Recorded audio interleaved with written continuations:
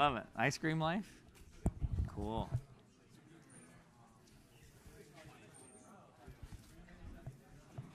My older kid does not like ice cream, decidedly. It's just like, I don't get it, don't like it. It's pretty wild. Okay. Sound. Okay, good. It's quieter than I expect. Hello, hello, hello. Sound, sound, sound. Hi. Okay. All right, let's get going. So last time, I was going to remind you that we did a bunch of algebra, and we had this whole thing where we were trying to figure out the variance of the fixed point distribution, and you may remember we spent so much time eventually finding that 1 plus this thing was just 1 plus 1, which was 2, and ultimately found that the variance of the fixed point distribution was 1. Okay, that's where we ended. What I wanted to do now, as we're picking up, is to reflect on what I think were the most important parts of the problem-solving technique, which you've also seen in discussion. But I want to note that because we often decompose random variables into, say, a sum of indicators, then what we'll often do is that when we get to a variance calculation, we'll find ourselves having to compute the expectation of products of these indicators, just because to compute the variance, I need to find the expectation of the square of the random variables, and if I have sums of indicators, we get these cross terms. And as we saw in the previous lecture, the expectation of the product of two different indicators was the same thing as the probability that two of the indicators are 1, which is the same thing as the probability that one of them is 1 and the other one is 1. Okay? And the reason that was true, if you may remember from that question, is that there's 4 possibilities for the indicators, and 3 of them include zeros. So they're just going to be 0. And then the final one is going to be 1 times 1 times this probability. And so you should know this fact well, because it's going to be handy throughout the class. All right. Okay, so I had one more example from the last lecture, which was about geometric and Poisson random variables. That was that if x is geometric, then the variance, as given in the notes, is 1 minus p over p squared. And if x is Poisson, then its variance is also just the usual lambda. I'm not going to prove those. Those facts are in the notes. I think the proof for the geometric is kind of fun. It's got a nice algebra trick to it, but I don't really want to do a bunch of algebra. I want to talk about broader and more important themes. Okay? And one more that we will talk about is the uniform distribution. We haven't seen this before. But it's a really simple distribution, which is just, it's like a die roll. Takes on values from a set with equal probability, and that set's always 1 through n. So if I have the uniform distribution with parameter 6, then you either get 1, 2, 3, 4, 5, or 6. The notes give the mean and the variance without proof. They're very straightforward to compute. So the expected value of x for a die roll is n plus 1 over 2. So I have this on the board over here, because I'm going to use it later. That the expectation of a 6-sided die is 3.5, and a 20-sided die is 10.5. Okay, so just remember those. And we know that those expectations, right, they're not values that can actually come up on the dice. That's the expectation of the die rolls. Okay?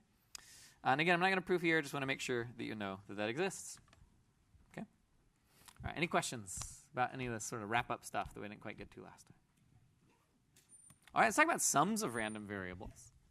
So in a previous lecture, we saw that some random variables play nicely, like Poisson random variables. If you have 2 Poissons that are independent and you sum them, then the resulting sum is also Poisson, and you just sum their averages. And this makes some intuitive sense, right? Like if I have 2 independent objects emitting radiation at a certain rate, and we sum how much radiation we get from them, it should be just the same as if you had 1 radiation source that was radiating twice as quickly. Okay?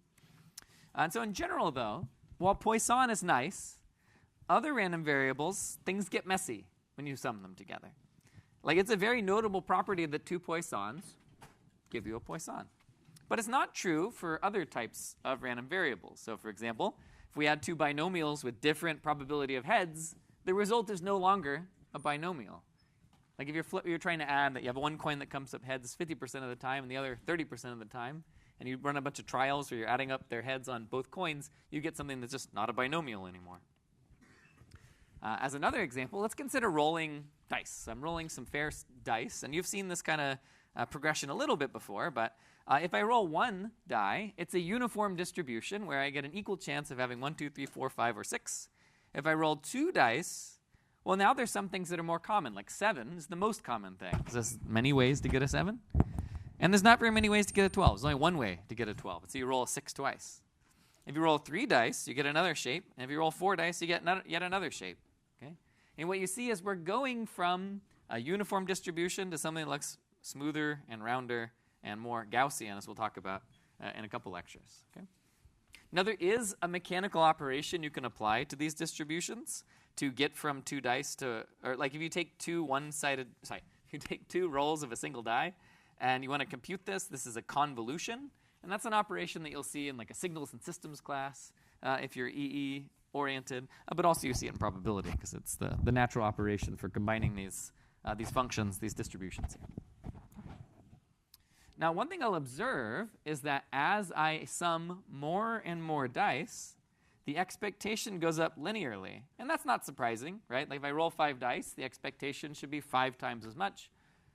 And that's true because it doesn't matter if they're independent or not. Remember, that's the linearity of expectation. And then if we look at the standard deviation, we see that it goes up, but not as quickly. This is an observation that sometimes people call it, that starts to concentrate around its mean, right? So at first, it's very dispersed, relatively. But then as you add, dispersed, that's a word that I made up. But as you add more and more dice together, your mean is increasing. And the distribution starts to get more, it gathers around the mean, basically, right here. Okay? So this distribution, this concentration property, ends up being pretty interesting. We're going to do an entire lecture about that next time. I'm not going to talk too much about it today. But what we see is that the standard deviation goes relatively slowly. It's a neat property. Okay. What you can show is that this the exact rate at which we go up, or the exact function that gives me the precise standard deviation is just about 1.7 times the square root of n, or the variance is 2.9 of n. It's just the square of this. Okay? Now, while we can't concisely say something about this distribution, right? Like the exact distribution here is a little messy. I can't just say, oh, it's distributed as like something simple that we've seen before. We can reason about the expectation and the variance in relatively simple ways. And that's basically anytime you take 2 random variables, combining them and getting the exact distribution can be a mess, but it can be sometimes easier to think more about just the expectation and the variance. Expectation is really easy, right? We already know that the expectation of the sum of 2 random variables is just the sum of their individual expectations, and that's true no matter how these random variables are related. But there's another question, which is what about their variance? Do we have linearity of variance? Like what happens with variance? Yeah. Well, we saw empirically with dice that rolling 4 dice gives us 4 times the variance, or 2 times the standard deviation. So let's think about that a little more. Okay. So I'm going to make a claim that if x and y are independent, then the variances do indeed combine in a nice way, that we get linearity. But there's a caveat now that we need independence. With expectation, we didn't care about independence, but with variance, we do. Okay? So I'm going to make this claim that the variance, if they're independent, is just going to be the sum of the individual variances. And that's where we saw the variances scaling up linearly as we went up in the number of dice we rolled. And of course, the standard deviation went up at the square root, which is slower, which is why we get concentration. Okay? So how do we do this? So what I'm going to do is I'm going to say, what is the variance? I'm going to just plug it into our usual variance formula. Remember there's 2 ways we write the variance, and this is one we derived last time. So I'm going to say the expected value of x plus y. So I should know x plus y is a random variable. So if you take 2 random variables and you add them together, you also get a random variable. So we'll say, okay, we need the expectation of that random variable squared minus the square of the expectation of that random variable. Okay, now we'll do some algebra. It's not the most exciting thing, but we shall. And so I'm going to take this right here, and I'm going to square it out. So x times x is x squared. We get the cross term 2xy, and then we get y squared. Okay, now we can apply linearity of expectation, and we don't care if there's any kind of dependency between these, and I get 3 terms here. I have the expected value of x squared, the expected value of y squared, and then we have this product here. Okay? So that's if we think about this other part right here, the other part of our equation. Okay, so what happens there? The expected value of x plus y, I can apply linearity of expectation. So all I'm doing right here, this right there is what I'm doing on the left, and I'm taking this right term, and I'm thinking about them independently, and then I'm going to subtract them later. Okay, so if I apply linearity of expectation here, do you agree with me? Hopefully I get expected value of x plus expected value of y. Then if I square this out, I get this expression. Okay, not the most exciting stuff, but I end up getting these two expressions. These are expanded out versions of this left expectation and this right expectation squared. Okay, so now I'm going to write out there. So if I actually expand them out, I have this on the left, okay, and this on the right, and I'm subtracting this one. And then I'm going to group the red terms. So I do expected value of x, the expectation of x squared minus the expectation of x squared. Okay, sorry if you're a captioner. Then I take these two terms, and I have this left cross term minus this right cross term. And then right here I have the yellow terms. Okay, I keep going, and I note that this right here is just the variance of x in red. And that's why I made it red, because these two terms, when you subtract the one on the right from the one on the left, I get the variance of x. And on the right, I have the variance of y. And I'm left with this middle term. Okay. Any questions about this algebra or anything I did here? I will note something interesting. I don't know how universal this is, but I know that I talked to a student after class a little while ago, and they were saying, compared to Manuel lectures where we're writing, it's harder to pay attention to these kind of parts of lecture. And then on the survey, by the way, if you have comments about lecture, please put them in the anonymous survey. I'm very curious to read them. But when I did my first lecture on counting, there were a couple people who were like, Manuel is the GOAT. I love the writing on the board. Manuel doesn't just read off the slides, you know. And I hope it doesn't feel like I'm reading off the slides, but maybe it does. You know, 70 is a new type of class for me to teach, so please let me know. And actually, I just bought a pen inspired by the 3 people who complained. And I don't mean like in a bad way, but I bought a pen, and maybe in 2 lectures, I'm going to try and do a more heavily iPad lecture. But it's going to take me some time to think about. So I'm going to experiment. If you're thinking, I'll give you some A/B testing, and you can let me know what you like more. To me, there seems like good trade-offs, but maybe I would be super bored watching somebody do this. I don't know. All right. Okay. So what we've shown so far is that the variance of x plus y is the variance of x plus the variance of y plus this thing in black.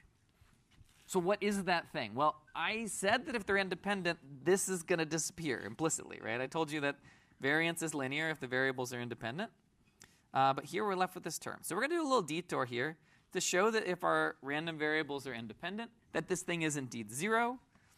And I find this proof a little annoying, like this little subproof, but so it goes. Okay. So what I want to try and convince you is that if x and y are independent, then the expectation of their product is equal to the product of their expectations. So how's the proof going to go? Okay. So this first line, let's think about what's here. The x times y is just a random variable, right? You take two, you have x and y, you multiply them together, you get a new random variable. And what values can it take on? Well, it can take on any product of whatever x gives you, that's A, and whatever y gives you, which is B. Okay, so whatever those combinations are, there's all these different things that x and y could be, and we're just going to consider every possible pairing, A and B.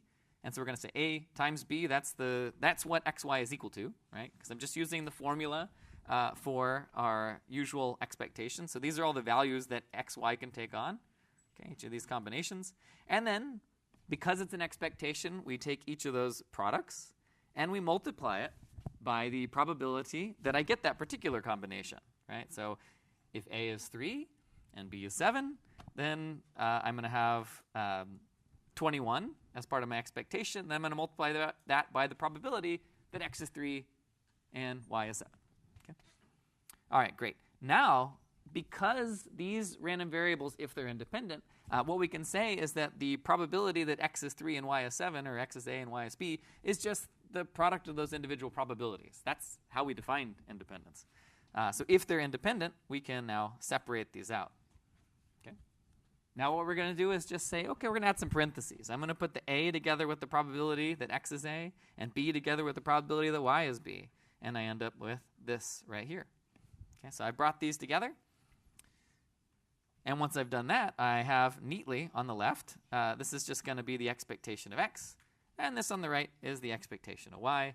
If you'd like, here is a little like tiny example to convince you that this is really sensible. So imagine I'm rolling a 4-sided die and a 6-sided die. Okay. So if I want to start writing the expectation of the product of a 4 and a 6-sided die, one of the terms, if I expand this thing out into all the different 24 terms that exist, one of the terms will be 2 times 5, and that's times the probability that d4 is 2, that d4 is 2 and d6 is 5. Because the die rolls are independent, we can actually separate these out into 2 separate probabilities, one for the probability of die roll 4, and one for the probability of the 4-sided die, and the other of the 6-sided die. At that point, I have 2 times 5 times 1/4 times 1/6, and then I'm just bringing together the 2 and the 1/4, and the 5 and the 1/6, and then just repeating that over all the combinations. Algebra. Okay. So if indeed these are independent, we cluster together the terms and we see that the expectation of the product is the product of the expectations. Okay, so if they're independent, then this part in the middle, that is just going to become 0 because this right here is equal to this right here. Okay? And so we're left with just the sum of the variances. Yeah.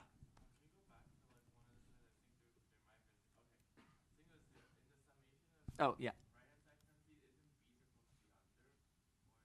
B is supposed to be under, yes. No, this is very weird looking.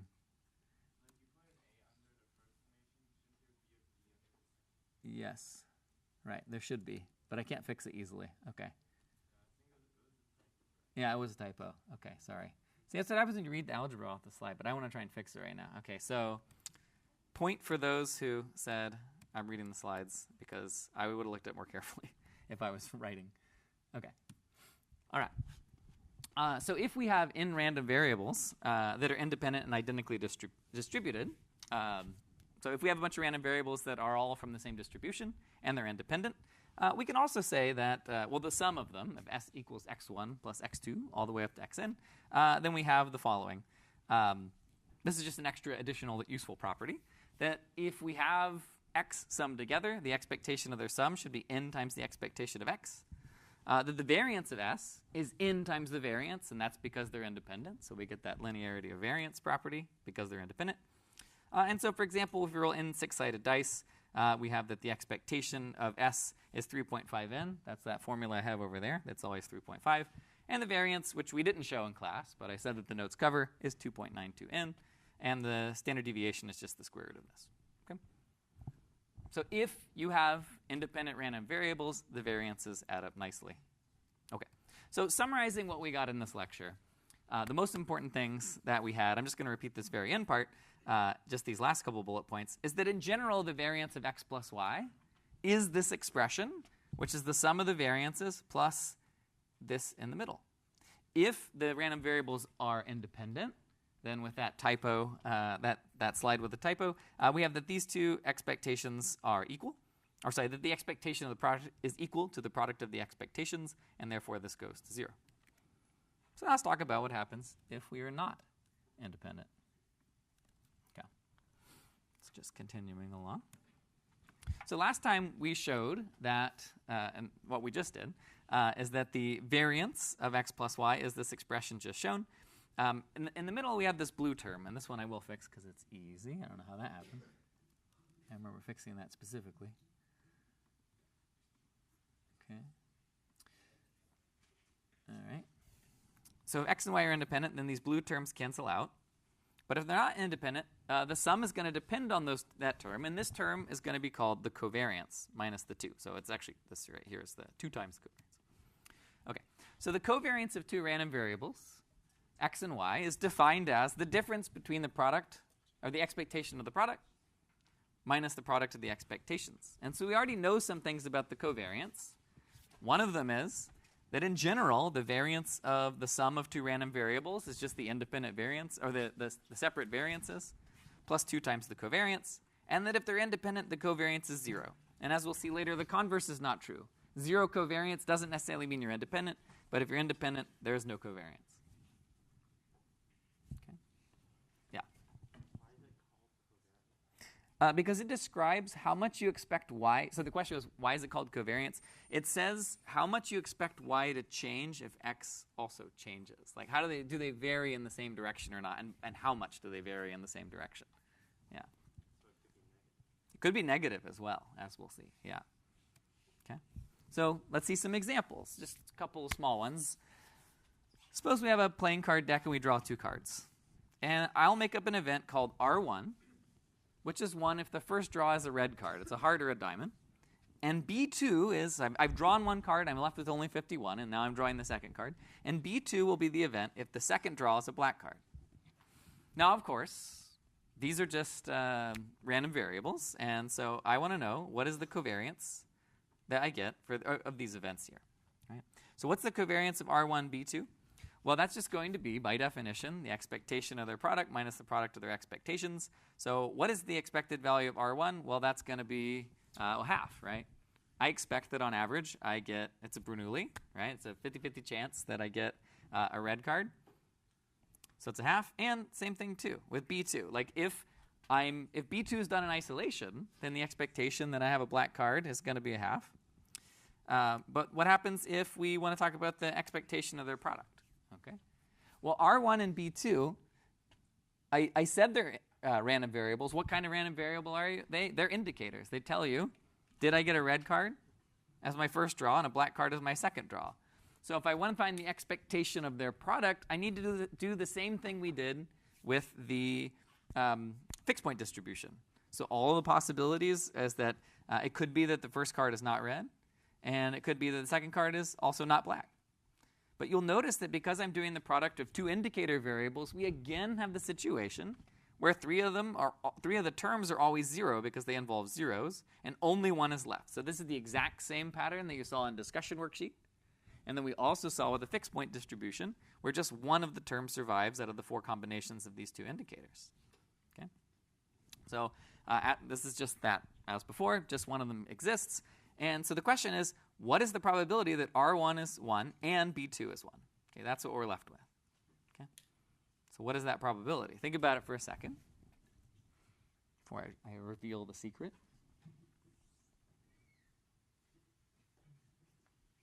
So now we're thinking about it. It's a joint distribution.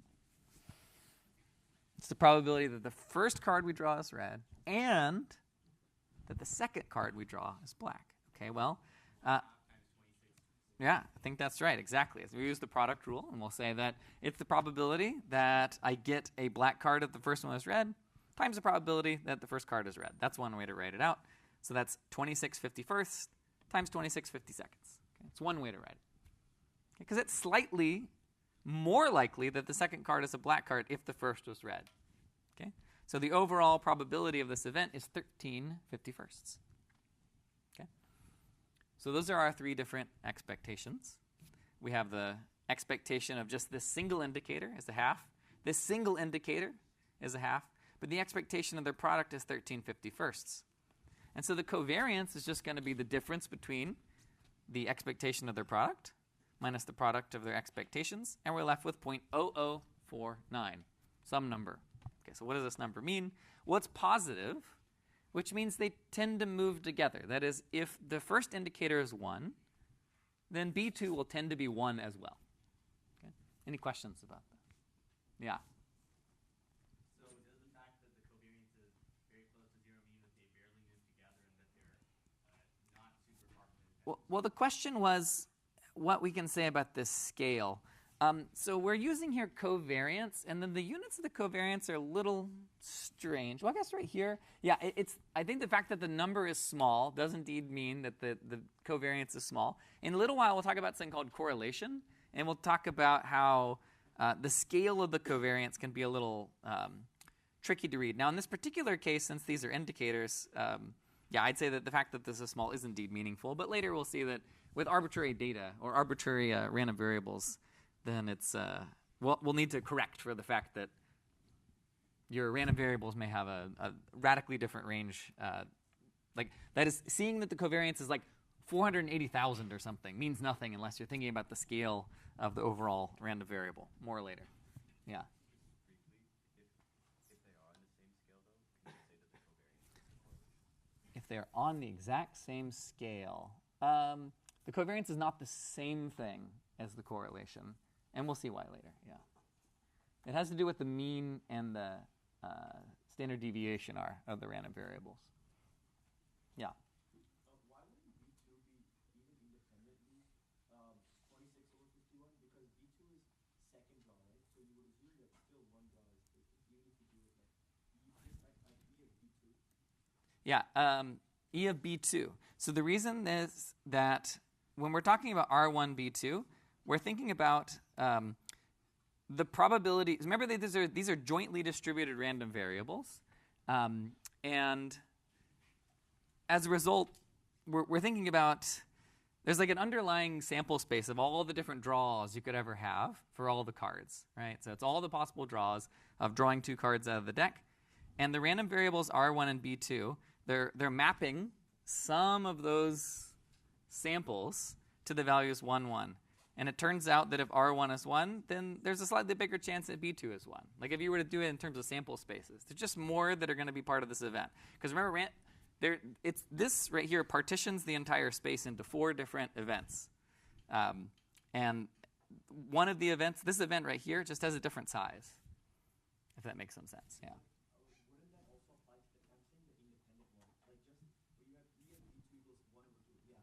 Right, so this is now marginal. This is basically saying if we're only considering second draws, we don't know anything about what the first draw was. We don't know if it was red or not.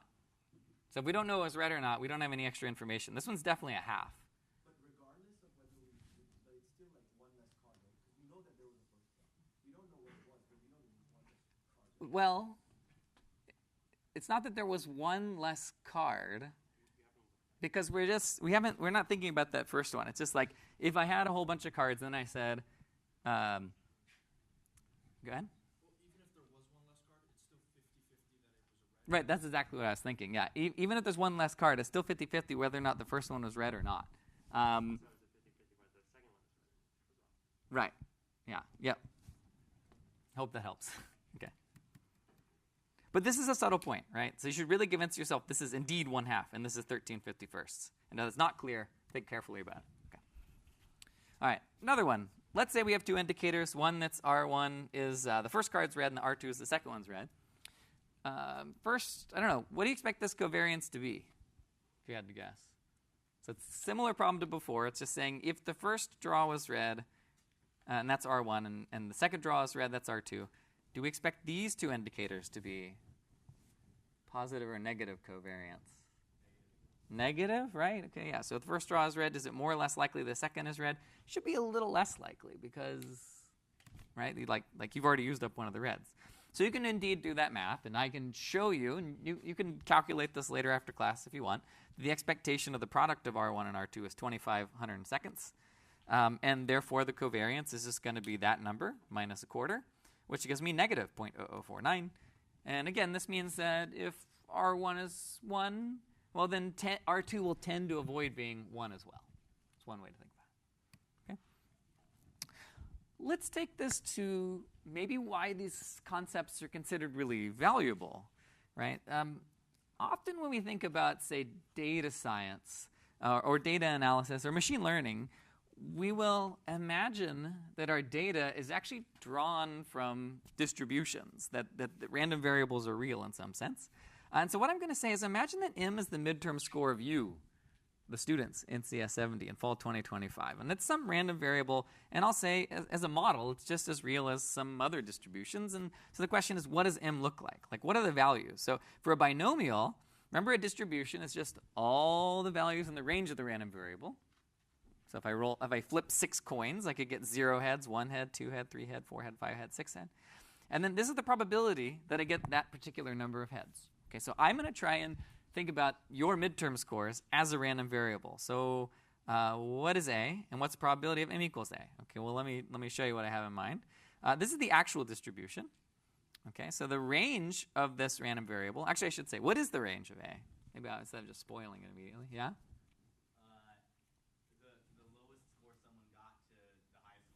Right, the lowest score to the highest score, or maybe like a little more specifically, it's the set of all scores that happen. And then what's the probability of any particular score? The number of people who Right. So indeed, this is the random variable for your score in the midterm. So one person got 159 points out of 514 and so forth. 3 people got a 52, and that's my random variable that describes how you did. Okay. And so I can imagine, if we want to get a little like philosophical, it's like, okay, well maybe that's like this underlying like process, that like is eternal, that this is just 514 samples of, and like if I were to get more students, like maybe like I would expect to get more 3s and not as many 53s and so forth, or maybe not, but I don't want to go into Bayesian frequentist, maybe some other time. But we can imagine like M is some random variable that really exists, and you happen to be some samples of it. And this is an approximation of that true random variable. Okay. All right. Question for you. It's a little interesting. Remember that random variables are functions, and they take sample points, and then they give you real numbers. What is the sample space here? Like, what is it? Like, what's the domain of M? Curious what you think.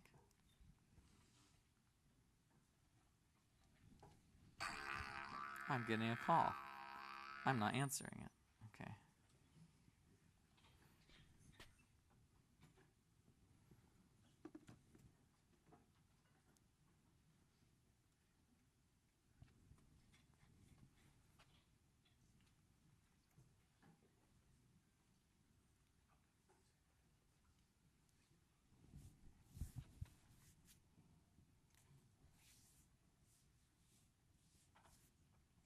The sample space is the domain of the random variable.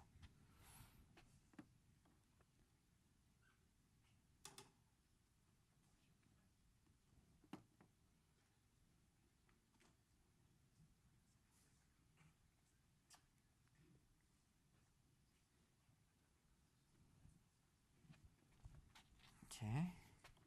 The most popular answer, which I'll tell you is wrong, is it's the range of the possible scores. Oh, and also, I think, let's see, did I fix the number? Yeah, I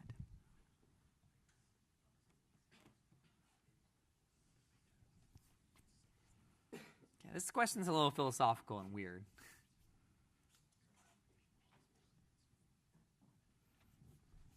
Okay, so remember the function, what the random variable does, x, is it takes a sample, and it gives you back something from the range. So maybe it gives me 136.0, or maybe for a different sample, I get 158. What is this? What's it taking? Students. Kind of weird, huh? All right. Anyway, so as a random variable, it takes students and gives you their scores. We won't think too much about that, but I think of it as the set of all students. Okay, so I made up some fake names so that I don't want to tell you who scores or who. That would be a really weird power move, terrible move, illegal and cruel. Yeah, but Terrence Tao will say got the highest score. This is a function that takes the people and it gives you their scores. Okay. All right. What does this have to do with anything? Well, I was talking about variance, covariance, expectation, all that. Well, now I can start talking about like questions about the world. Like, I'm curious to know, like, let's say D is your discussion score. Okay, so how many times have you gone to discussion? This is the real distribution from this semester. So there were 11 people that have gone to discussion 0 times, 18 who've gone 7 times, and so forth. And given Terrence Tao, I have this random variable that says, okay, well, this is how many times Terrence Tao went to discussion. This is their score. And so a question, like, what does it mean if these random variables have positive covariance? Like philosophically, yeah. It means that the people who, it means philosophically that the people who go to discussion are the people who score better on midterms. Right, it means that the people who go to discussion are the people that score better on midterms. They move together, okay? Does it tell you that going to discussion makes you do better? No. Why? What's the plausible hypothesis for why discussion might not actually be helpful? People who actually care about the class go to discussion. Yeah, maybe it's like selection bias. If you decide to go to discussion, maybe discussion's actually actively harmful, but the people who go are the ones who grind, so they do better. But we're tricking you into going and wasting time. It could be. Who knows? So there's a whole giant field that says, I don't care just about the covariance. I want to know, did it actually help? And this is when you go into causal inference. This is entirely outside the scope of CS70, and in fact is something you don't see in machine learning classes necessarily. You might see a little bit of it, but this is more in the realm of the statistics department. We are going to talk, we'll talk a little tiny bit about machine learning models at the very end of the class, but I do want to note that simply computing statistics doesn't tell you what caused what. There you need to now run experiments, need controls, that sort of thing, beyond the scope of our class. How would we do it? How would we compute the covariance? Just to see what the association is, well, we would need to know the expectation of D, the expectation of M, and we would need to know the expectation of the product of those random variables. Okay, so how would I do that?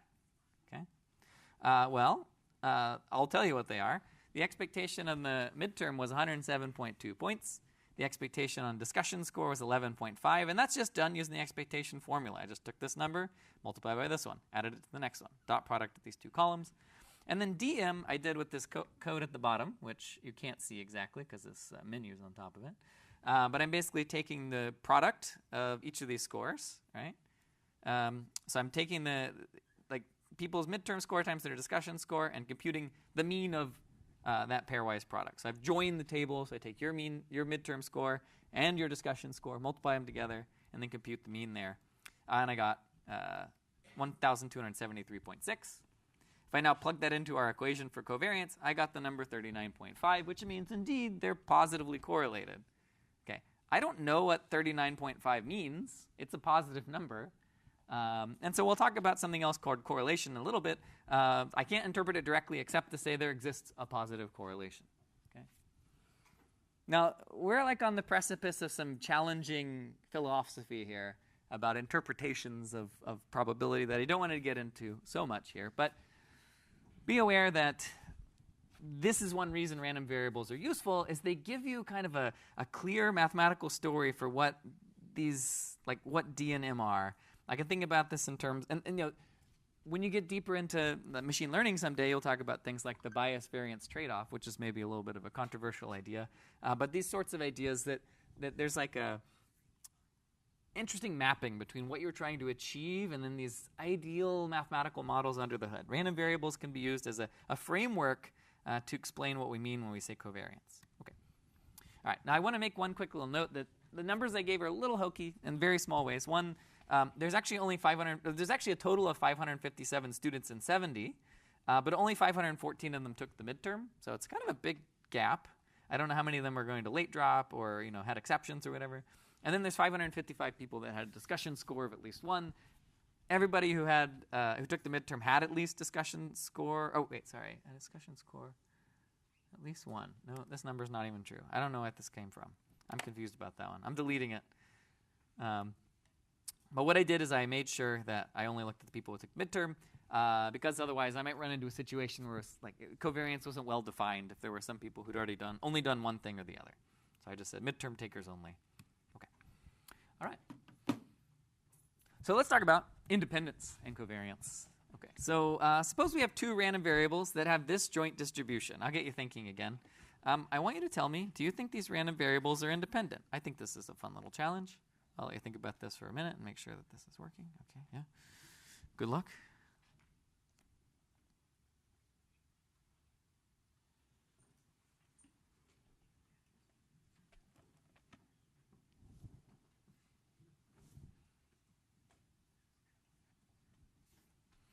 So this is a jointly distributed pair of random variables. Yeah.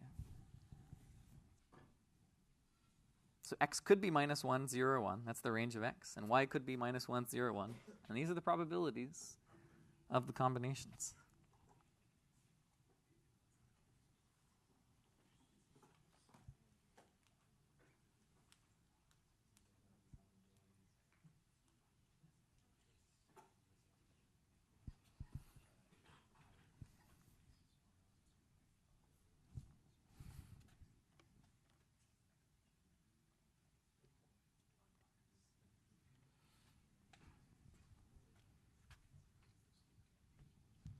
If you're not sure how to solve this, merely knowing that the answer is solvable looking at this table is probably useful to you.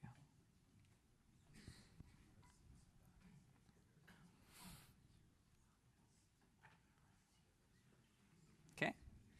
No, they're not independent.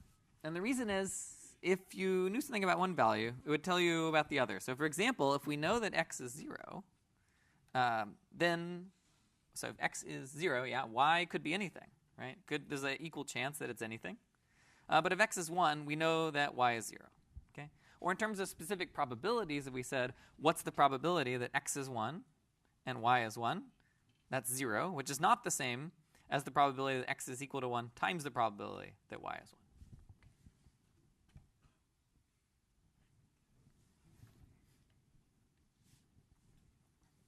So there's two ways of thinking about it. One, you can plug in a particular pair of numbers. The other is you can just say, if I already knew that x is 0, there's an equal probable chance that y takes on any value. If I know x is 1, then I know that y is definitely 0. Okay? What's the covariance of this? Okay. This is a good drill. I'll let you think about it. How would I compute the covariance? I'll write it on a piece of paper for myself and see how long it takes me, and that's how long I'll give you.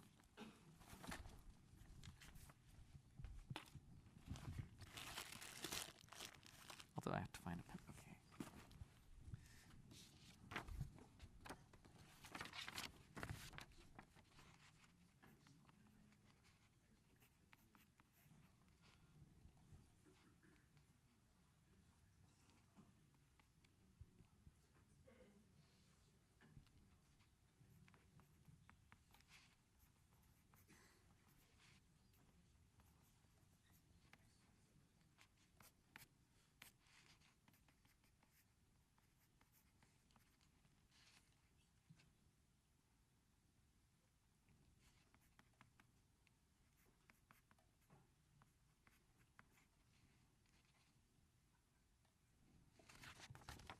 Okay. It's a little bit of a trick here.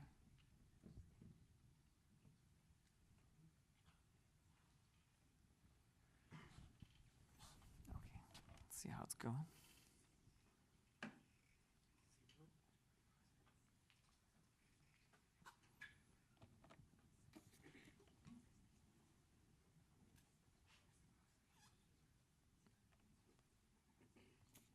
All right.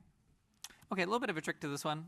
So the expectation of xy is 0, and the reason that's a little tricky, but at least one of the variables is always 0. If you look at this distribution, the way the probabilities are laid out, you know that at least one of them is 0, because the probability that the probability that both of them are one of these values in the corner, the non-zeros, right? So the probability that y is 1 and x is minus 1 is 0. Like these four corners are the only four combinations where there's not a 0. So the expectation of their product is going to be 0 because at least one of them is always 0. What about the expectation of x? That's going to be minus 1 times a fifth plus 1 times a fifth equals 0. Why don't I have, why is there no 3/5 in here? Because it's 0 times 3/5. Okay, so I didn't put that one. All right, likewise, expectation of y is 0. Okay, so this covariance ends up being 0 minus 0, which is 0. However, as we just saw, these random variables they have dependency between them. So you can have 0 covariance, but not be independent. And we'll see more examples of this later. Okay, just want to point that out. Okay.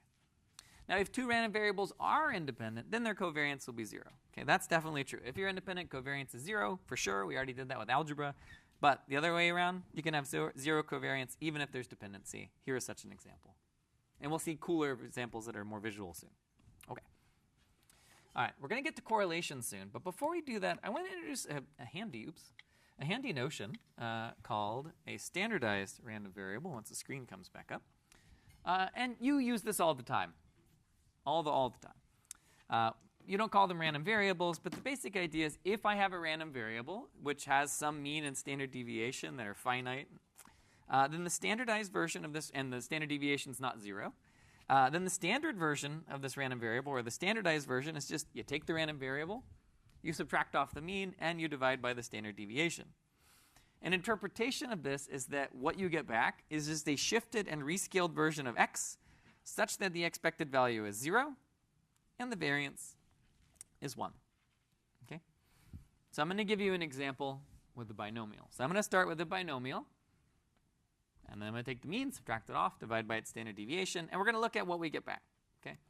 So we know that if we have a binomial random variable, 4 coin flips, heads 25% of the time, then the expectation is going to be n times p, which in this case is 4 times a quarter, which is 1. Okay, so on average, flip 4 coins that come up heads a quarter of the time, we get 1 on average. And then the variance, this formula we did not show in class, but it is in the notes from the previous lecture, is n times p times 1 minus p, and we get 0.75. Okay? So if we know those two facts, then x tilde, the standardized version of x, is just going to be x minus 1 over the standard deviation, which is the square root of the variance. Okay, great. So what? Well, let me show you what you get side by side. So a binomial random variable, remember, it is simply all the values it can take on, paired with the probability of getting that value. And as a bonus, I'm also including the underlying sample space to make it very concrete what's going on. Though we don't necessarily always think about the sample space when we think about distributions. So here, this is the original binomial random variable, and this is the rescaled version. And note that it has the exact same sample space, that it has the exact same probabilities. The only difference is the range of the random variable. I'm just shifting and scaling so that the random variable's range is different. And in particular, what we end up with is that the values of the new random variable are z-scores. Right? So if you're exactly at the mean, I replace that with 0, saying that is the mean. The z-score of getting 1 head is 0. The z-score of getting 0 heads is minus 1.155 because it is 1.155 standard deviations below the mean. Okay, so if I take your midterm scores and I apply this transformation, the new random variable will just be the distribution of the z-scores. Okay? So it's a very handy idea, being able to standardize a random variable, and we'll use it for talking about correlation shortly. Any questions about this thing? Okay. So I want to show you first that the expectation of a standardized random variable is indeed 0. This is such a short and boring proof, but I'm going to do it anyway. So if I apply expectation linearly across this thing, mu is a constant, sigma is a constant, so this is just the expected value of x. The mu's cancel out. Great. How about the variance? Well, again, mu and sigma are just constants. If we take the variance of a random variable and divide it by some constant, what happens? Do you remember? I heard a sound. Yeah, it gets squared. So that's just 1 over, I pull the sigma out, and as it passes through the letters variance, it gets squared. What's the variance of x minus a constant? Well, if I take something that's wiggly and I add a constant offset, that doesn't change how wiggly it is. So that's just the variance of x. So we're left with the variance of x over the sigma squared, which is sigma squared over sigma squared is 1. Okay. In fact, that's why we define the standard random variable this way. So I get z-scores. Okay. Question for you, second to last such question of the day. Let's suppose I have a standardized random variable, and we do not know the underlying distribution. Could be anything. What is the expectation of the square of the standardized random variable? See if you can figure out, how would I even answer this? Maybe it would have been nice to give you one more piece of information. I guess I didn't. So what? Okay. Good luck. Use your intuition.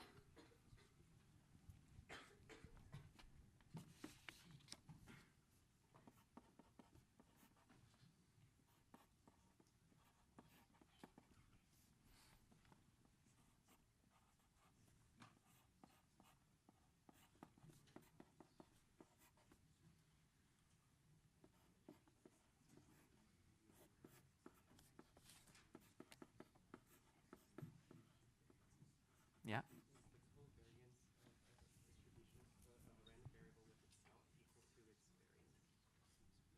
Oh, wait, yes. I don't know why I paused there.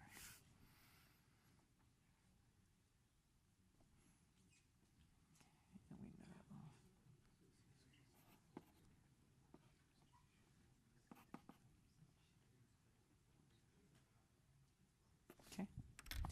All right. So how do we solve this? Well, we know that the expectation of x is 0, of course, and we know that the variance of x tilde is equal to, and this is the interesting trick, that actually in this case the variance is equal to just the expectation of x bar, or of x tilde squared. And that's because, of course, our variance, we just said, it's the expectation of the square of the random variable minus the square of the expectation. And since we already know that this one right here is 0, that means these two quantities are the same. So if the expectation of a random variable is 0, then the variance is just the same as the expectation of the square of the random variable. This is just 0. So we know the variance is just equal to that, and we already knew the variance was equal to 1. Okay. All right.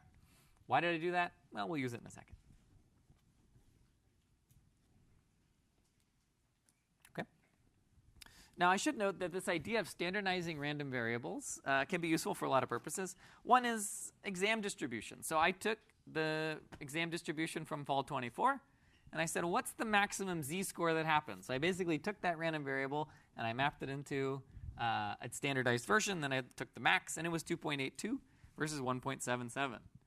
Very different distribution, these two. This one was much wider because the exam was much longer.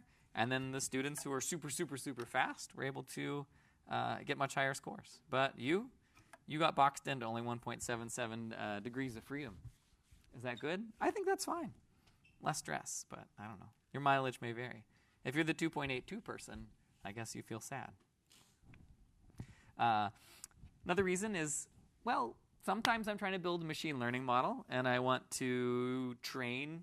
I want to train some model.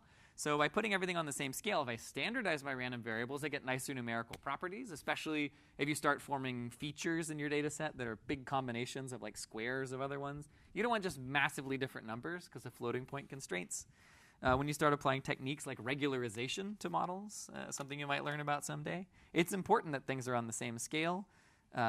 There's a trick in machine learning where you want to make sure that your model doesn't pay too much attention to any specific attribute of the data. And there's I'm going, no, it's not even close. We can't even get there. But you can constrain your optimization and say, don't use that too much. And if you want to say don't use that too much, it's important that they're all on the same scale.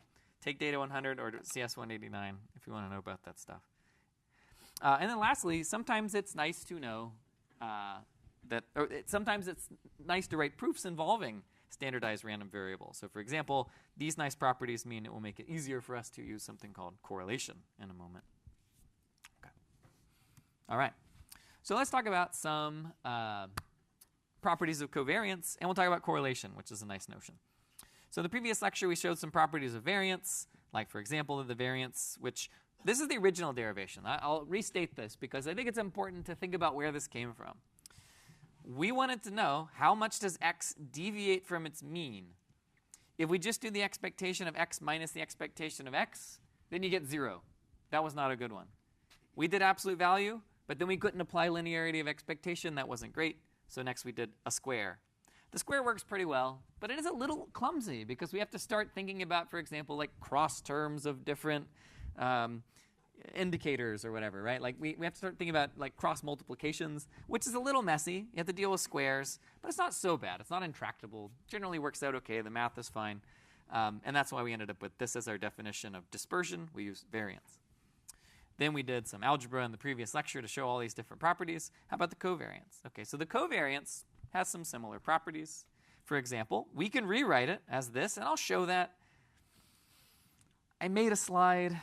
I might regret it a little, but I'll just show that another way to write this. Just like variance had 2 forms that we'll often use, with covariance there's 2 forms we'll often use. The covariance of 2 random variables, if you add something to them independently, just the covariances of without the constants. And if I have the covariance of cx and dy, you get c times d times covariance xy. There's more properties in the notes, but I'm not going to use them today. But if you want, there's like the bilinearity of covariance, but so it goes. I'm just going to show you the first one real quick because we're going to use it. And you can read these in the notes or reprove them as you want. They're not very interesting. And then there's 2 extra little properties in the notes as well. Okay. So this first proof, I just have it on the slide as 1 because I want to get through this one quickly because there's nothing spiritually stirring here. But basically, if we have our original formulation for covariance up here, I will show you that I can get to it if I start from this other version. It's the direct proof. So I purport that this expression here is the same. How do I do that? Well, I'm going to multiply out the cross terms. But before I do that, I'm going to replace expectation of x with mu x. Why am I doing that? Conciseness of notation. It's like nested e's get confusing. Though we will see at the very end of lecture today they're useful sometimes. Okay, now if I multiply out these cross terms, I'm left with xy minus mu y times x. Oh, guess what? Linearity of expectation is going to turn that into mu x. Okay, so we end up with, you glide your way through this algebra, we get 2 of these mu x, mu y's crossing out, and or like canceling out, and you're left with just 1 negative 1. Very similar to what we saw with variance before, and this right here is just this top expression. Okay. All right, proof by speed. All right, correlation. So earlier we talked about how I don't really know what 39.5 means when I'm talking about the covariance of your discussion section and your midterm score. So correlation is a rescaled version of the covariance. The idea is that we have 2 random variables like your midterm score and your discussion score, and they have some standard deviations that are positive, so they're not 0. Then the correlation is going to be given by the covariance divided by the product of those standard deviations. And the reason we'll care about that is that it will always lie between -1 and 1. It's more intuitive to interpret. We're not bound to the scale of how big midterm scores are and how big discussion section scores are. And so I'm going to show you why it is the case that we're always between -1 and 1. Okay. This is a surprisingly ugly proof, actually. But I'm going to do it because, I don't know, I think it's an interesting way of thinking about I'm just surprised there isn't a better way. Or if there is a better way that I don't know what it is. But this is the best one I know of, the one in the notes. And what I want to show you is that the correlation is definitely always locked into that range, no matter what x and y are, as long as we know that these are the standard deviations. Okay. So my little lemma here is going to say, again, let's use mu x and mu y for the expectations of x and y. Okay. And let's say x tilde and y tilde are the standardized versions of x and y.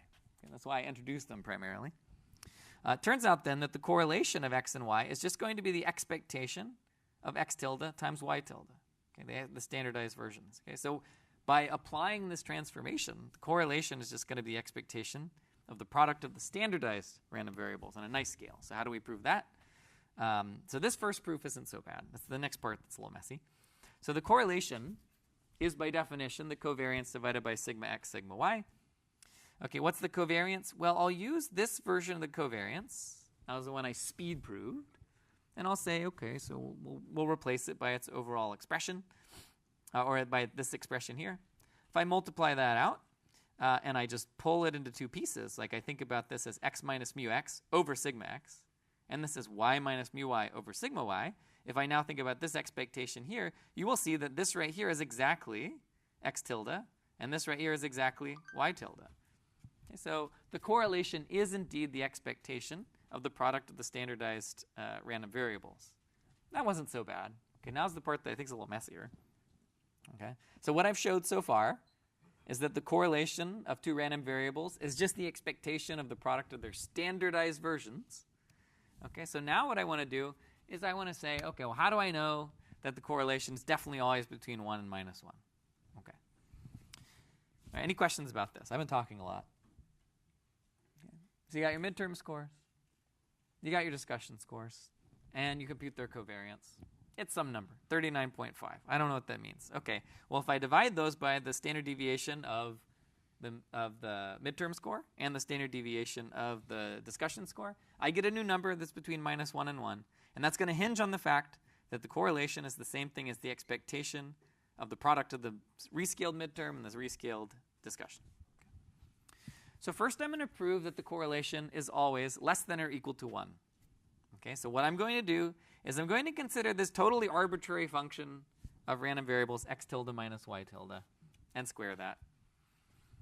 Do you agree with me that this expectation should be greater than or equal to 0? Why? So it's an expectation of something. How do I know this thing's bigger than or equal to 0? I'm hearing that sound again. Right, so x tilde minus y tilde is a random variable. It could be positive or negative, but once I square it, it's positive. So whatever it is, it's greater than or equal to 0. Next question, why this quantity? Because it works. That's why. Okay, just you picked it randomly or like arbitrarily in order to make the rest of the proof work. Okay. So then what I'll do is I'll say, okay, well, what is this thing? Okay, expectation of x tilde minus y tilde. We square it. Okay, let's expand it out. Let's apply linearity of expectation. We're left with this. Okay.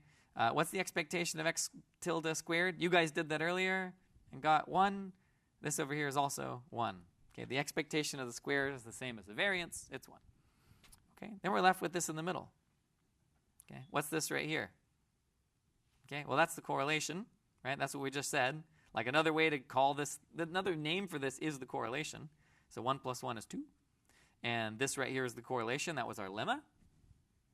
Okay, and what do we know about 2 minus 2 times correlation? How is this related to 0? Has to be greater. Right, it needs to be greater than 0. So if this whole thing is greater than or equal to 0, what does it tell you about the correlation? Well, it says that the correlation is less than or equal to 1 because I just move it to the right-hand side, divide both sides by 2. Surprisingly ugly. But it gets you there.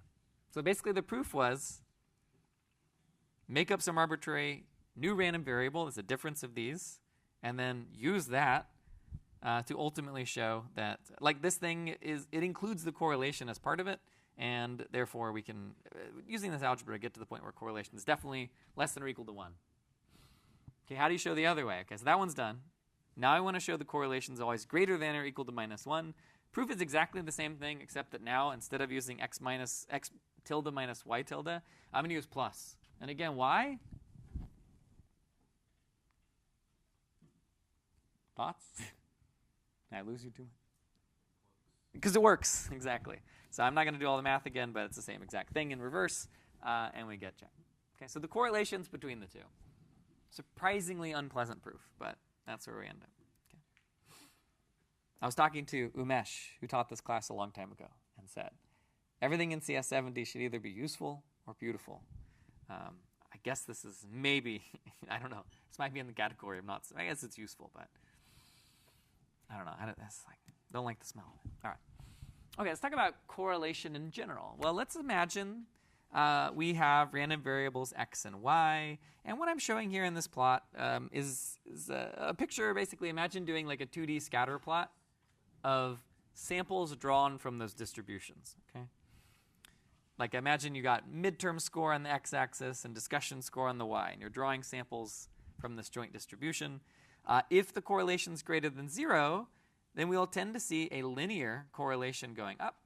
We're not going to talk about linear regression in this class. Sometimes that's covered in 70, but in semesters where there's Veterans Day on a Tuesday, there's not. Or when Alistair teaches, there's not linear regression, but you'll also see it in many other classes. So I'm not really going to get into like linear dependencies and exactly how we can interpret linear regression in terms of random variables, but these are examples of positively correlated random variables, and here are some negatively correlated. And here are some that have correlation of 0, okay, equivalently a covariance of 0. So this right here, there's no correlation, just noise. And this one right here, this is an example of dependent random variables. Why are these not independent? If you look at this thing, what's dependent about it? Give me an example of something that can't happen. Yeah, 0, 0. Like if x is 0, y could be totally not 0. Like if x is 0, y could be here, here. But when x is 0, y can certainly be 0 somewhere along this whole, in this joint distribution. But if x is 0, y cannot be 0. That tells me these are not independent. Yet their correlation is 0. And you can have arbitrarily complicated looking relationships between x and y. But if they're not a linear relationship, you're not going to pick up this correlation. It's going to come out as 0. Okay. All right. Okay, so then back to our midterm scores. If I go through, and I'm going to get philosophical again on you in a second, if I compute the correlation like so, by taking the covariance and dividing by the standard deviations, I get 0.33. And that's the expression I wrote in Python at the bottom, roughly, and I got 0.33. Here's something very interesting. Last semester, in fall 24, it was 0.32. Okay? I don't know what this means exactly, but it is interesting. Like it suggests that, I don't know, maybe there is some like underlying like fact about the universe. It's a very complicated fact because it captures everything about like students show up to Berkeley. They're this likely to go to discussion. The ones who do well like have these habits and the ones who don't have these habits. And the kind of incentives you give to the students to come to discussion affect these students in different ways. But at least between these two semesters, the correlation was, relatively steady. Or maybe it's a totally random chance. And if you study statistics, you can talk about how to avoid false discovery. But I thought that was pretty cool. The correlation was similar. So the correlation is somewhere between -1 and 1, and in your case it was 0.33. We will not talk about, like, for example, explaining some fraction of the variance or whatever else. That's not our class. Yeah, no R-squareds in here. Okay. In case you're curious, I actually also plotted the data. So this is the midterm versus discussion score for our semester. And you can kind of see this upward relationship. But on this plot, if two people have the same score, you can't see them. Like, they're just directly laid on top of each other. So it's kind of hard to see what's going on. But if I do a little bin-wise averaging, where I say, okay, all the people that had a discussion score of 5, here's 1, 2, 3, 4, 5 of them. Their average score is 87.5. You can see that it goes up over time. Okay? You get a sense that, like, students who are going to discussion more tend to have a higher average. Okay? This is not a data science class. We're not going to go into it in too much detail, but kind of fun to look at. Okay. Any questions? All right. One quick note. Let's suppose the correlation is exactly 1 between x and y. In that case, we have actually this interesting fact that x and y are really the same as each other in disguise. So if they perfectly correlate, they're the same thing as each other. They may be on slightly different scales, but we know that if we rescale them, they're going to end up being on the same. They're going to be the exact same random variable. And the reason, if we were to actually work this out, if we take this expression here, so x tilde minus y tilde squared, we showed earlier that's 2 minus 2 correlation xy. If that correlation is 1, then what we end up with here is that this entire expectation ends up being 0, because it's 2 minus 2. And since the expectation of this difference is 0, the only way that can happen is if the x tilde and y tilde are the same. Okay? The implication basically is that if the correlation of two random variables is 1, that means they're just rescaled and shifted versions of each other. In other words, you can find an a and a b such that you just shift it over and then so you scale it and then you shift it over. Okay? You can also show a similar result if the correlation is x. The correlation is exactly -1, in which case it's the same thing except that the a is going to be less than 0. Okay. One more thing then. Okay, and I think this is now going to be like a handy tool. We were talking about in our meeting whether or not this is a bit of a cul-de-sac. Actually, at this point, I should say we finished almost all of the discrete probability that we're going to do. This is the one last kind of like basic move in definition. In the next lecture, we're going to talk about concentration inequalities, where we start saying, how much can the mean and the variance, how do they behave? Like what kind of rules can we make for any possible distribution? And then we're going to talk about continuous probability. And then the last 2 lectures will be Markov chains, which are going to use a little bit of this.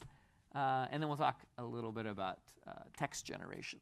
So conditional expectation is, some of this material is a little bit of a cul-de-sac in that we're not going to use it so much. We'll see it a little bit in Markov chains, but we're gonna do one last little excursion in discrete probability. Okay. So we want to be able to answer this kind of question. It's an annoying question, but kind of a fun puzzle. Let's say we do a weird nested game where I have 2 dice and y, and I'm going to think about this as a jointly distributed pair of random variables x and y. Y is going to be the outcome of a 20-sided die roll, and then x is going to be the outcome of a y-sided die roll, where y is the result of the 20-sided die roll. Okay, so I roll a die, and that tells me which die to roll.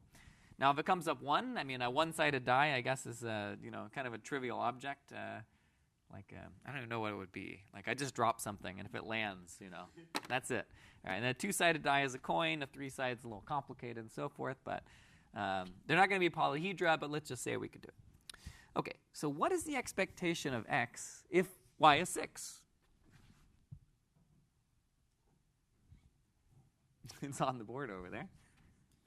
So if the 20-sided die roll comes up 6, we roll a 6-sided die. What's the expectation in this case? It's the expectation of a 6-sided die, which is 3.5. You could write it all out. I wrote it on the board, so I could say, okay, there's a 1/6 chance it's a 1, 1/6 chance it's a 2, and so forth. That's 1 plus 2 plus 3 plus 4 plus 5 plus 6 over 6, 3.5. Great. All right. Or equivalently, I could have written it out as the following. I could have said, I'm going to add up over all of the x's in the range of x times the probability of getting that x, knowing that y is 6. Okay. How many different x's are there here? I guess you could say 6, sure. Or maybe I'd say it's even 20. I don't know. To me, the range of x feels... Actually, no, the range of x, like literally the range of x is 20, because the second die roll could be anywhere between 1 and 20. It's just that when y is 6, what's the probability that x is 7? 0. Okay, that's the way I think about it. So the range of x is 20, or it's the integers from 1 to 20. But the probability here, if y is 6 of the big integers, is going to be 0. Okay? It's a jointly distributed random variable with these properties. Okay, that's question 1. If y was 6, what's the expectation of x? Okay, great. Let's generalize. Okay, we're going to try and go onwards and say, I don't want to just think about this dice problem. I want to think about any possible pair of random variables. Okay, so what would that look like? I'm just going to take this exact pattern and generalize, and I'm going to say that the conditional expectation of x given that y equals y is we're going to sum over all of the values that x could take on, x times the probability of x equals x given y equals y. This is generically true forever. I'm not proving it. I'm kind of introducing it as the natural definition. No, actually, I should just say I am introducing this as the natural definition of conditional expectation. There's no proof needed. It's by analogy to what we were doing before. This is what we did with die rolls, but this is the general idea. That's how we're going to define conditional expectation. Okay. Any questions about this idea? Okay. More generally then, okay, that's what I already had. Okay, I don't know why I had it twice. Next question. Let's suppose, and there's no thing to answer on your phone here, and this is just an open question. Let's suppose now we want to find the expectation of x. Okay, I did it for y, if y is 6, but now I want to know the expectation of x in general, because it is some random variable. So I want to know, like, what do you expect to get? Like, if I keep doing this over and over, roll a 20-sided die, get a 7. Roll a 7-sided die. Roll a 20-sided die, get a 19. Roll a 19-sided die. If I keep doing that and I average all of those 7-sided, 19-sided, whatever dice, what do I get? Thoughts on how I would do this? Yeah. The expected value of each of them is like n plus 1 over 2, like for each y. Yeah, for each y, there's a different expectation, which is n plus 1 over 2, right? You could probably pull out the 1/2, right?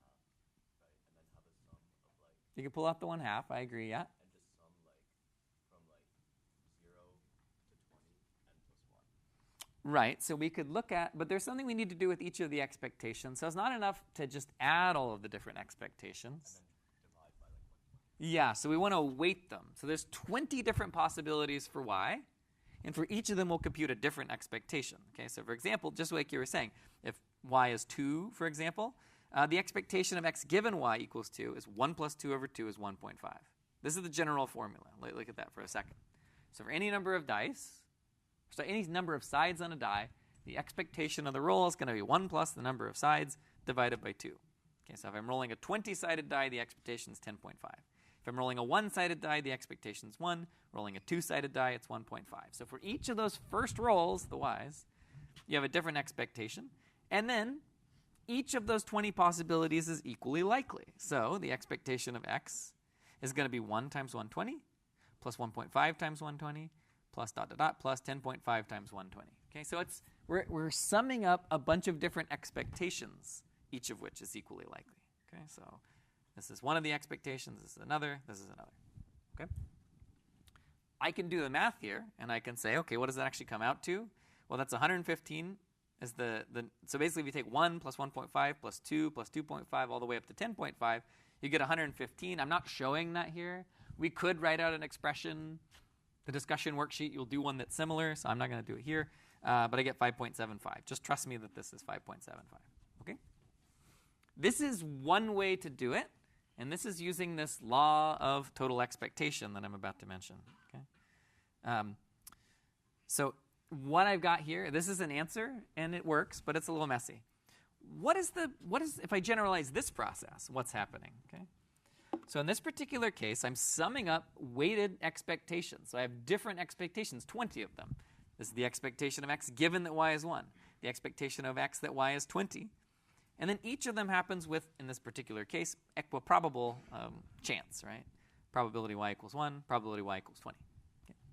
So more generally, that gives us, I guess I'll call this the law of total expectation. That if I want to know the expectation of x, it is simply the sum of the expectation of x given some event times the probability of that event, and then we just consider all the different events. Okay, that's basically what's happening here. So for example, one of those events here, like A20, is just y equals 20. All right, here's a terminology question I'm going to hit you with. It's not really exactly related, but I'd like you to give it a peek. Okay. So the question is, what is y equals 20? I think this stuff's important because you make your life harder if you don't, if you start forgetting the basic definitions.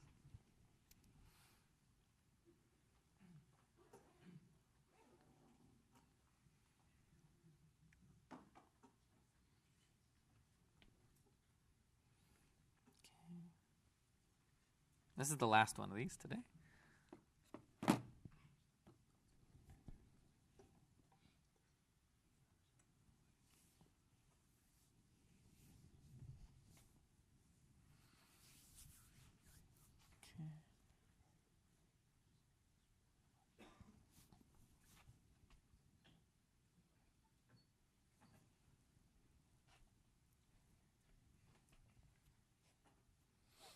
All right. So the answer is these three. So it's the set of all sample points in the sample space which y maps to 20. That's its definition. So remember that random variables partition the underlying sample space into different events. Y equals 20 is all of the things in the sample space that map to 20. Okay. Now in this particular case, like what is the sample space? It's die rolls. So it's just like the sample space. This is a trivial function because it just takes like 1 and gives you back 1. But like fundamentally, that's what it does. Like if we're talking about coin flips, maybe now there's many different coin flips, sets of coin flips that add up to some number. But it's the set of all sample points which y maps to 20. It is also an event. What is an event? An event is defined as a subset of the sample space. Okay. All right. So all of these things are true. Though I guess the size of it is just 1 because it's there's only 20 die rolls, and like if you get 7, you get 7. So y just it's like the identity function. Okay. Right. Okay. Is there a question? Okay. All right. So in the context of our die rolling example, we can think about these events as defined by the random variable. A1 is the event that y equals 1. A2 is the event that y equals 2. Okay, it's just a collection of sample points in general. So we can rewrite it as follows. Because AI, right here, like I just told you that y equals 20 is an event. So instead of saying A20, I could say, or instead of saying AI, I could say y equals y. And in this particular case, y is going to be any choice from the range of y. Okay. So this right here is another way of writing this expression on top. If my events are defined in terms of another random variable, I could just say, okay, well, instead of writing AI, I'm going to say y equals y. The set of all sample points such that y equals this little y. Any questions about this?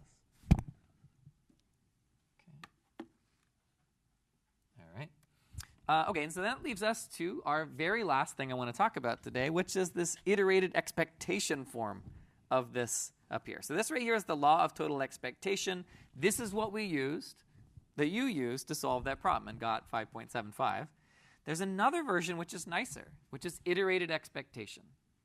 I'm going to show you first why it is useful, and then maybe I will prove it. We'll see. I don't know if I'll have time, but the proof is on that. But I think really what I want you to understand is actually more the why this is useful as a tool to solve bigger problems. Okay. So we know, I just said without proof, that the expectation of x is the expectation of x given y? That seems strange. Okay. Well, first we need to identify the expectation of x given y. What is this thing? I'll give you a hint. We're computing an expectation over it. So what is it? What do we compute expectations over? Or expectations of? Random variables. Okay, so that's some kind of random variable. What is its distribution? Okay, so it's a random variable, means it's a bunch of values and the probability of getting that value. Okay. What could the expectation of x given y be? Give me one example for the die rolling example. You guys might be tired. I'll show it to you. So this is the exact distribution, right? So one possibility is that the expectation of x given y is 10.5. When does that happen? When is the expectation of x given y equal to 10.5? When y is 20. When y is 1, the expectation of x given y is 1. It's kind of interesting. It's like the expectation is itself a random variable, and here's what it could be. And then lastly, how do we write the expectation of x given y in terms of y? Because I'll spoil this one too. So this on the right is the random variable y. Okay, so what could y be? Y could be 1. It could be 2. It could be 20. And the way we go from y to expected value of x plus y is y plus 1 over 2. This is the most important part of this last little piece of the lecture, which is that expectation of x given y is really a random variable. I'm talking to you video when you're rewatching this later. Notice this is a distribution, and it is exactly the same thing as y, but we've simply added 1 and divided by 2. So 19 plus 1 is 20, divided by 2 is 10. So what's the expectation of x? Okay, here's the last little trick, which is if you're using this iterated expectation, and this is deep, the expectation of x is just the expected value of x given y. What is the expected value of x given y? It's y plus 1 over 2. Well, if I apply linearity of expectation here, I just plug in the 10.5 directly here. 10.5 plus 1 divided by 2 is 5.75. Okay. So I know that's not enough to fully digest this. There's another really nice problem at the end of the discussion worksheet that will cover the same notion. But what I want you to think about is how much less annoying it was to use this compact problem at the version of the bottom versus this more expanded version of the top. And the last part, which I will not discuss, I guess,